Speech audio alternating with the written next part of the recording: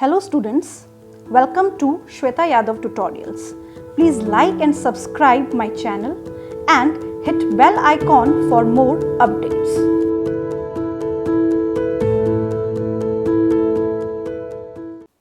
Human physiology में अभी तक हम 3 चैप्टर्स पढ़ चुके हैं. The first one is the digestion and absorption. The second one was the respiration and the third was the circulation. अगर इन्हीं चैप्टर्स को हम सीक्वेंस में देखें तो इस चैप्टर का लिंक हम निकाल पाएंगे. किस तरीके से निकाल पाएंगे?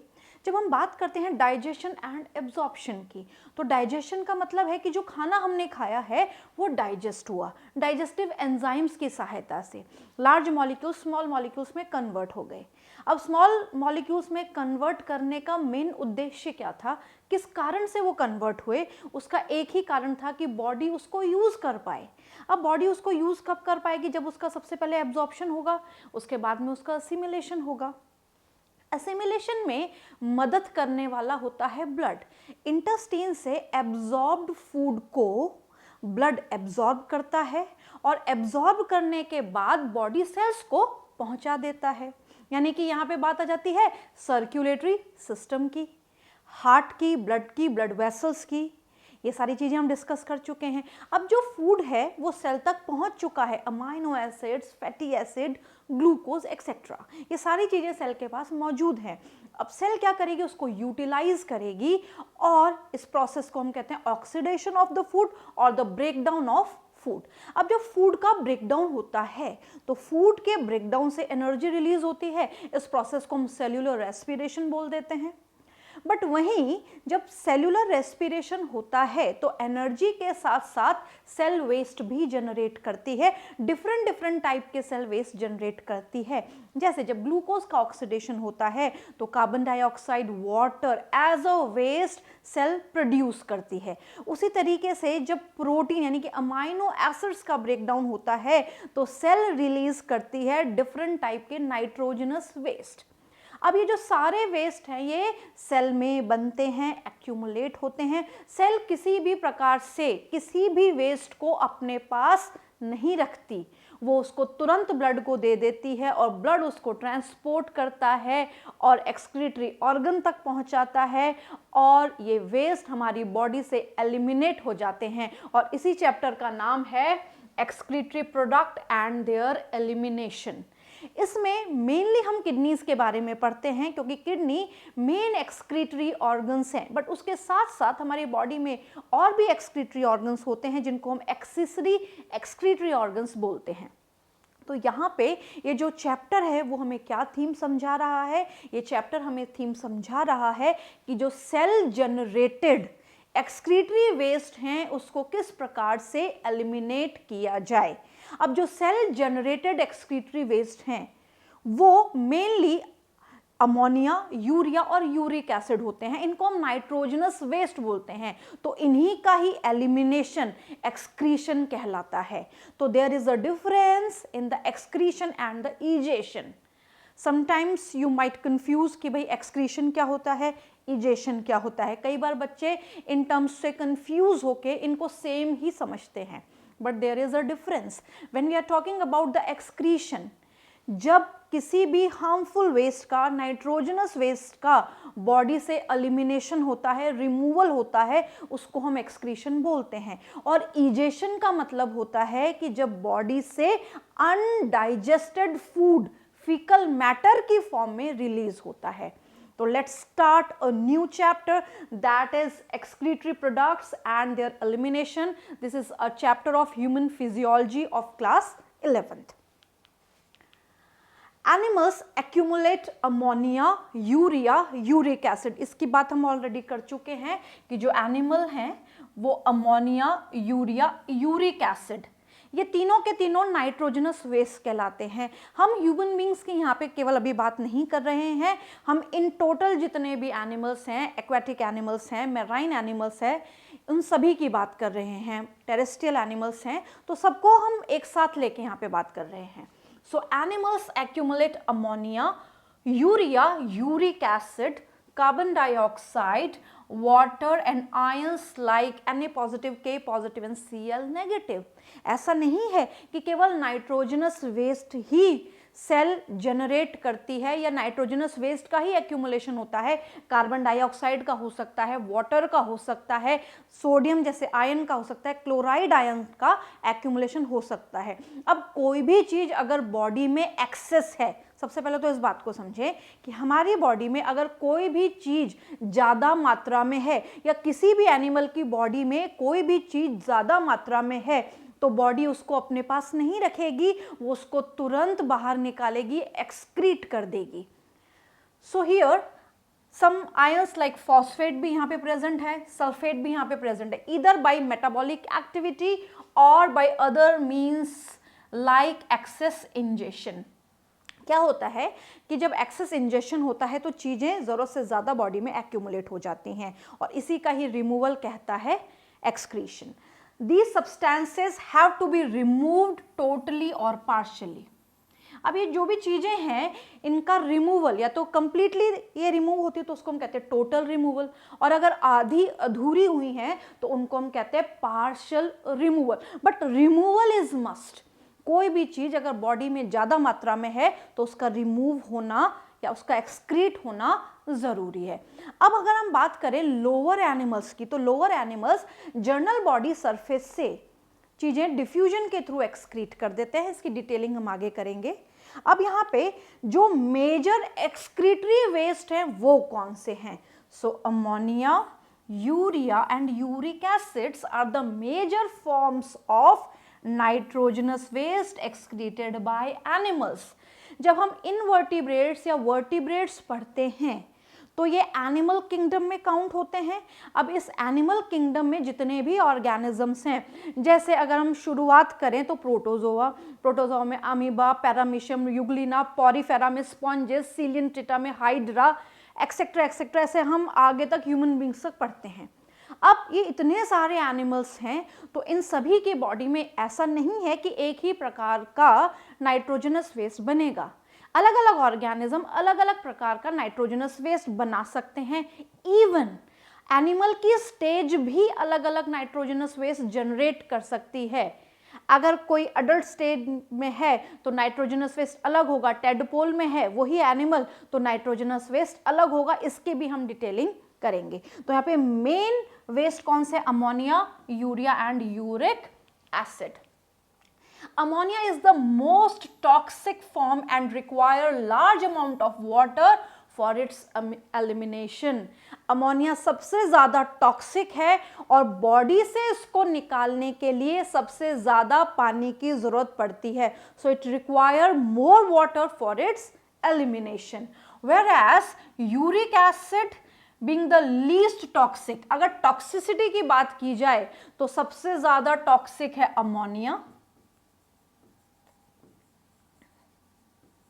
उसके बाद यूरिया और उसके बाद यूरिक एसिड। तो टॉक्सिसिटी हमें ध्यान रखनी है। टॉक्सिसिटी पे क्वेश्चन आ जाता है कि लीस्ट टॉक्सिक और सबसे ज्यादा टॉक्सिक कौन सा है। So here ammonia is most toxic, तो यहाँ पे मोस्ट टॉक्सिक कौन सा ये ध्यान रखना है, लीस्ट टॉक्सिक कौन सा ये भी ध्यान रखना है। Can be removed with the maximum minimum loss of water। ammonia required more water, so maximum water is required and uric acid require minimum water। तो एक ज़्यादा टॉक्सिक है तो ज़्यादा पानी, एक कम टॉक्सिक है तो कम पानी की ज़रूरत एलिमिनेशन में पड़ती है। अब यहाँ पे जो टेबल है ये बहुत ज़्यादा इंपॉर्टेंट है और ये इंपॉर्टेंट इसलिए क्योंकि इस टेबल से बहुत सारे क्वेश्चंस आते हैं नीट में, तो ये टेबल बहुत अच्छी तरीके से पढ़नी है। साथ साथ में ये बहुत ही ईजी टेबल है। इसमें एक बार अगर चीज़ें समझ में आ जाती हैं तो इसको लाइफ लॉन्ग कोई भी बच्चा नहीं भूलता है। तो सबसे पहले हम बात करेंगे कि जैसा भी ऑर्गेनिज्म है वो जो भी सब्सटेंस या नाइट्रोजनस वेस्ट एलिमिनेट कर रहा है उसके हिसाब से उसको एक नाम दे दिया गया है। तो सबसे पहले हम बात करेंगे जो ऑर्गेनिज्म अमोनिया एक्सक्रीट करेंगे, such organisms are known as ammonotelic. नाम से नाम है अमोनिया अमोनोटैलिक। जो ऑर्गेनिज्म यूरिया एक्सक्रीट कर रहे हैं उनको हम बोलेंगे यूरियोटैलिक। यूरिया से शब्द बना यूरियोटैलिक। जो ऑर्गेनिज्म यूरिक एसिड एक्सक्रीट कर रहे हैं, such organisms are known as uricotelic. यहाँ पे कंफ्यूज नहीं होना है यूरिया और यूरिक एसिड में, यहाँ पे जो कैरेक्टर्स हैं यानी जो बीच में अल्फाबेट्स हैं वो डिफरेंट हैं। तो यहाँ पे है यूरियो और यहाँ पे है यूरिको। यूरिको कहाँ पे है? यूरिक एसिड में, यूरिक से बन रहा है यूरिकोटैलिक। अब यहाँ पे क्या डिफरेंस है और किस तरीके से वेस्ट एलिमिनेट किया जाता है उसको समझे। तो यहाँ पे हेडिंग क्या है सबसे पहली कि एक्सक्रीटरी मैटर क्या है। तो अगर क्वेश्चन आ जाता है एमिनोटॉलिक ऑर्गेनिजम्स कौन से होते हैं, तो यहाँ पे आप टिक करेंगे जो अमोनिया एक्सक्रीट करते हैं, तो उनका एक्सक्रीटरी मैटर क्या हो गया? अमोनिया। यूरियोटैलिक कौन है? यूरियोटैलिक वो हैं जो यूरिया एक्सक्रीट कर रहे हैं, और यूरिकोटैलिक कौन से हैं? जो यूरिक एसिड एक्सक्रीट कर रहे हैं। तो ये किसी भी तरीके से इनको क्वेश्चन के फ्रेम में फ्रेम किया जा सकता है। नेक्स्ट आता है mechanism of excretion, how they are excreted, किस प्रकार से इनका एक्सक्रीशन हो पाता है। अमोनिया की सबसे पहले हम बात करते हैं by diffusion across the body surface और through the gill surface in fishes as ammonium ion. ये बहुत इंपॉर्टेंट लाइन है।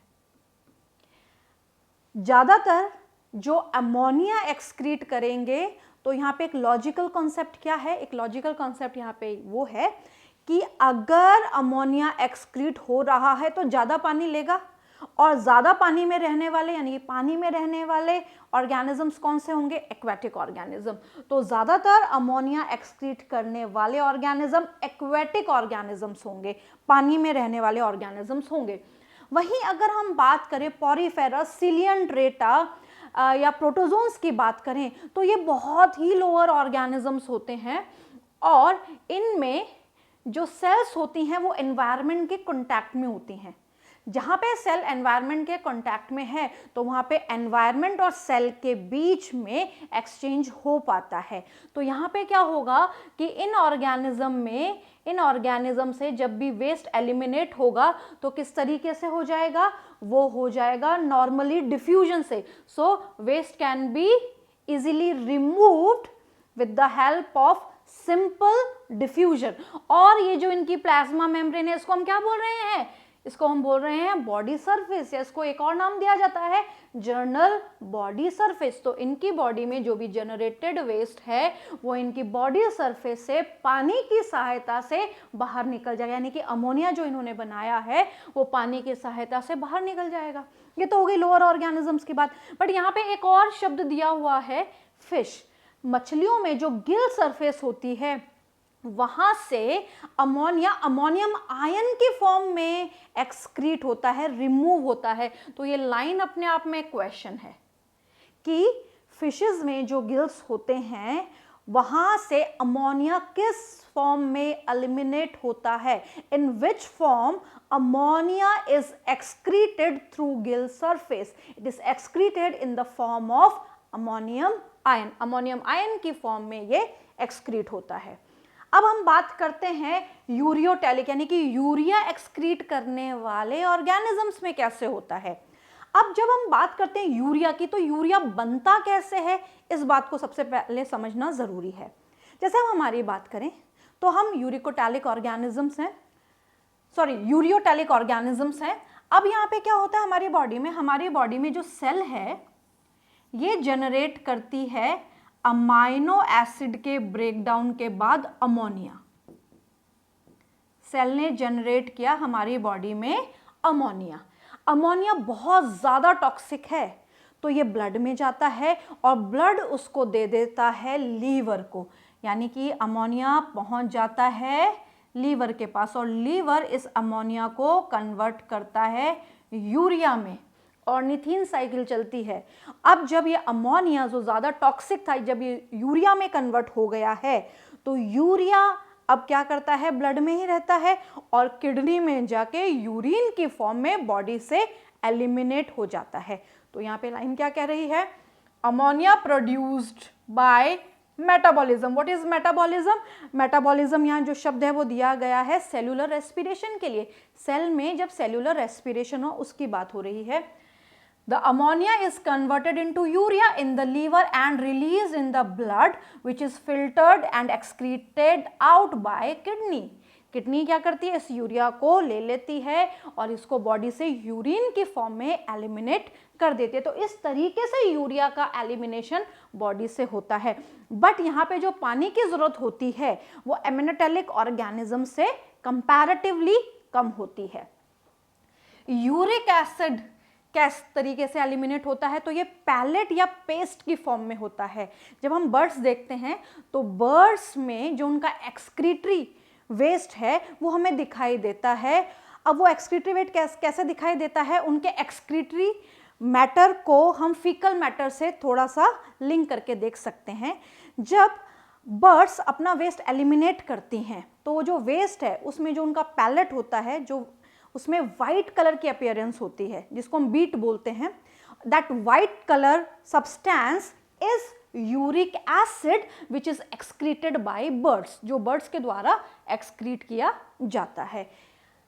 So it is in the form of pellet और in the form of paste. तो ये बात हुई किस तरीके से वेस्ट निकलेगा, किस तरीके से कन्वर्ट होगा। तीसरा, रिक्वायरमेंट ऑफ वाटर, ये चीज हम ऑलरेडी कर चुके हैं कि अमोनिया वाटर सॉल्युबल है तो इट रिक्वायर मोर वाटर, इसको ज्यादा पानी की जरूरत है क्योंकि ये वाटर सॉल्युबल है और इसके एलिमिनेशन में ज्यादा मेहनत भी करनी पड़ेगी, तो यहाँ पे ज्यादा पानी ये यूज करेगा। अमोनिया से कम पानी यूरिया के एलिमिनेशन में जरूरत पड़ती है और लीस्ट वाटर, ये सॉलिड की फॉर्म में या सेमी सॉलिड की फॉर्म में भी एक्सक्रीट हो सकता है यूरिक एसिड। तो यहाँ पे मोर वाटर, यहाँ पे least water, maximum water, minimum water, ये बात हमें ध्यान रखनी है। नेक्स्ट पॉइंट ऑफ डिफरेंस क्या है, टॉक्सिसिटी। नाम से पता चल रहा है कि जो अमोनिया है वो ज्यादा टॉक्सिक है, इसीलिए तो पानी की ज्यादा जरूरत पड़ी इसके एलिमिनेशन के लिए। So here ammonia is highest in toxicity, सबसे ज्यादा टॉक्सिक है। फिर अमोनिया से कम जो टॉक्सिक है वो है urea, it is less toxic than ammonia, and the least toxic is uric acid. Uric acid की टॉक्सिसिटी सबसे कम है। नेक्स्ट हम बात करते हैं किस किस ऑर्गेनिज्म में ammonia as a excretory waste generate होता है। टिलोस्ट, टेडपोल्स, एक्वेटिक इंसेक्ट्स, मैंने आपको बताया था कि एक्वेटिक ऑर्गेनिजम्स एक्सक्रीट करेंगे अमोनिया, एंड एक्वेटिक एम्फीबियंस। इसी के साथ साथ बोनी फिशेस भी हमें यहाँ पे याद रखना है कि वो एमिनोटैलिक होती हैं। नेक्स्ट हम बात करेंगे यूरियोटैलिक, यानी कि यूरिया कौन ऑर्गेनिज्म एक्सक्रीट करते हैं। ये क्वेश्चन इन्हीं पे ही आते हैं, आपको बहुत सारे ऑर्गेनिजम्स दे देते हैं या आपको मैचअप्स में ये क्वेश्चंस पूछे जा सकते हैं कि इनमें से आपको एक सही मैच बनाना है कि कौन सा एमिनोटैलिक है, कौन सा यूरियोटैलिक है, कौन सा यूरिकोटैलिक है। तो यहाँ पे यूरियोटैलिक कौन है, mammals, marine fishes, terrestrial amphibians, frog. मैंने आपको एक चीज बताई थी जब ये शुरू किया था कि एक ऑर्गेनिज्म में दो एक्सक्रीटरी वेस्ट हो सकते हैं। फ्रॉग जब अपने लार्वल स्टेज में होता है तो वो अमोनिया एक्सक्रीट करता है क्योंकि उस वक्त वो एक्वेटिक हैबिटेट के लिए एडेप्टेड होता है। जैसे जैसे वो मैच्योर होता है तो उसमें जैसे जैसे वो टेरेस्ट्रियल हैबिटेट की तरफ एडेप्ट हो जाता है तो उसमें जो एक्सक्रीटरी वेस्ट है वो बन जाता है यूरिया। तो टेडपोल या लार्वल स्टेज में क्या होगा, एक्सक्रीटरी वेस्ट अमोनिया, और अडल्ट में क्या होगा, यूरिया। एक ऑर्गेनिज्म में दो टाइप के एक्सक्रीटरी या मेटाबॉलिक या नाइट्रोजनस वेस्ट हो सकते हैं। Last but not the least, uric acids. इसमें मोस्ट कॉमन है birds, insects, snail and many reptiles.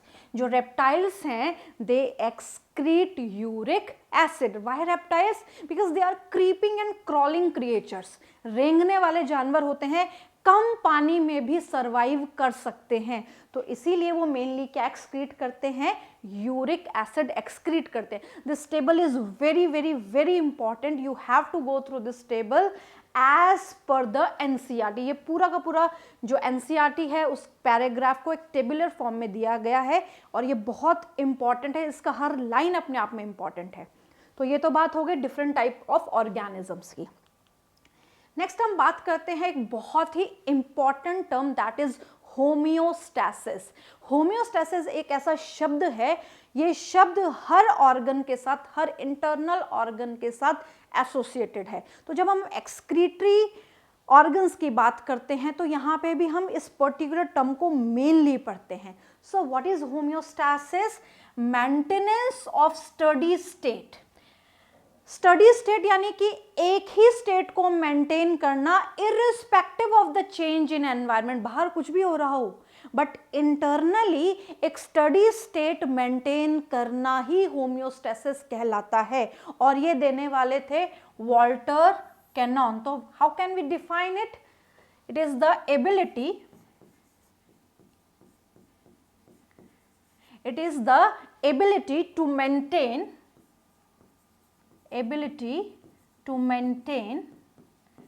internal stability, ability to maintain internal stability